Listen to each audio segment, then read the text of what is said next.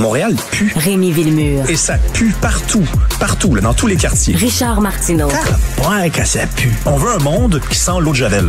Un monde blanc, blanc, blanc, blanc, blanc, sans défaut. La rencontre Villemure-Martineau. Alors, en France, on n'arrête pas au cinéma là, de déterrer tous les grands classiques de Dumas, les Trois Mousquetaires, et ça fait 2-3 films qu'on fait là-dessus, Monte Cristo, etc. Le Comte de Monte Cristo qui va être présenté sur les planches du Québec à partir de l'été prochain. Ce qui t'amène à dire... Ben, moi, premièrement, ça m'amène à me dire pourquoi on revisite des vieilles œuvres. Il y a des gens... Dumas, c'est bon. Oui, c'est bon. Attends une minute. Parce que je pose la question, mais il n'y a même pas le début d'une réponse dans ma question. Je suis pas en train de dire « pourquoi on fait ça? » Je dis « Non, pourquoi on fait ça? » Puis il y a deux façons de voir les choses, mais je veux te raconter d'abord une histoire parce que celui qui va adapter la pièce, c'est Serge Denoncourt.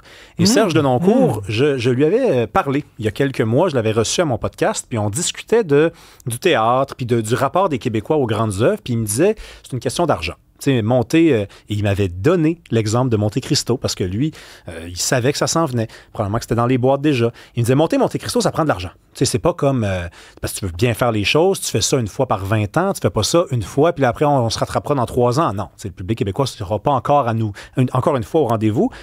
Puis il me disait, le problème, c'est qu'on n'a pas d'argent. Ça, c'est le discours classique qu'on entend chez les artistes. Puis je pense que c'est un discours qui est quand même fondé. Puis il disait, le problème, ensuite, si on n'a pas d'argent puis qu'on le fait pas, c'est que les gens ne voient pas ces pièces-là. Puis je dis oui, absolument, c'est très, très logique, tout ça, c'est même banal. Il me dit, mais quand les gens ne voient pas ces pièces-là, réalises-tu ce qu'ils échappent et ce à quoi ils échappent? Tu sais, tu peux pas voir les grandes œuvres. Les grandes œuvres, tu as juste des petites pièces contemporaines qui se font, puis par petites pièces, c'est même pas péjoratif, c'est que c'est des œuvres qui sont pas encore aussi grandes que celles, par exemple, de Monte Cristo. Puis pour lui, c'était une tragédie. Il me disait, c'est terrible. Moi, je voyage à travers le monde et je vais dans les salles, puis on fait des grandes pièces comme ça. Molière est encore joué un peu partout, et les gens ont droit à ça. Ont droit à ces grandes œuvres-là. Qu'est-ce que nous apportent les grandes œuvres? Premièrement, c'est 2 leçons d'humilité. La première affaire, c'est on n'est pas si bon que ça. C'est vrai. Quand tu t'en vas voir Monte Cristo, moi, je vais y aller là, à compter de juin 2026. Je vais regarder ça, je vais écouter le texte de Dumas, puis je vais me dire, ouais, moi qui pensais qu'on était la génération la plus aboutie, la plus achevée, la plus ingénieuse, la plus brillante, celle qui avait tout compris. Oh, ben écoute, au 19e siècle, c'était pas pire quand même. Ils avaient quand même compris une coupe d'affaires. Et la deuxième grande leçon d'humilité, Richard, c'est on n'a rien inventé.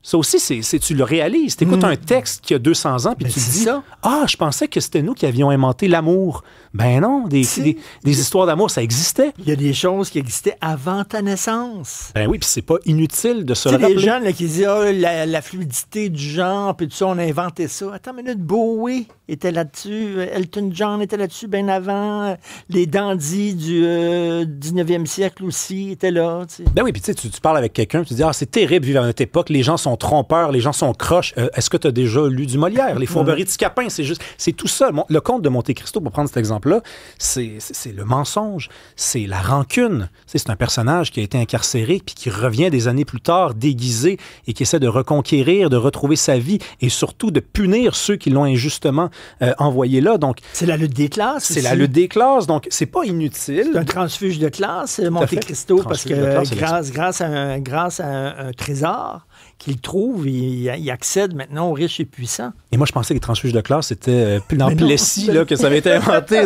Non, mais du Plessis, en fait, non, mais c'est toute cette histoire-là de regarder l'histoire et de se dire un peu de modestie. T'sais, ça a déjà été inventé par d'autres.